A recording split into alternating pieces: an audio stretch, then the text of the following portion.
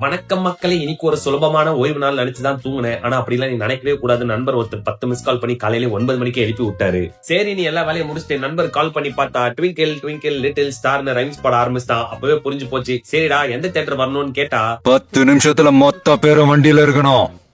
வண்டி இந்த ஏரியா விட்டு வெளியே இருக்கணும். என்னதான் டைம் ஆனாலும் காலை உணவை ஸ்கிப் பண்ணிடக்கூடாதுன்னு அறவே காலையில செஞ்ச முட்டையை சாப்பிட்டு நம்ம பையன் நேசமணியை தூக்கிக்கிட்டு ரீ ரிலீஸ்க்கே பேர் போன ரோகிணி தியேட்டருக்கு வந்து சேர்ந்துட்டேன். உள்ள போனதும் சாதா நீலா இருந்தனா மத்தவங்களோட சேர்ந்து மொரட்ட நீலா மாறிய தருணம் இதுதான். ஆனா மத்தவங்க சொல்ற மாதிரி எனக்கும் இந்த விஷயம் தோணுச்சு. இவ்வளவு எல்லாத்தையும் விட்டுட்டீங்க, ஏன்னா அந்த சைடு போனேன் அப்படின்னு.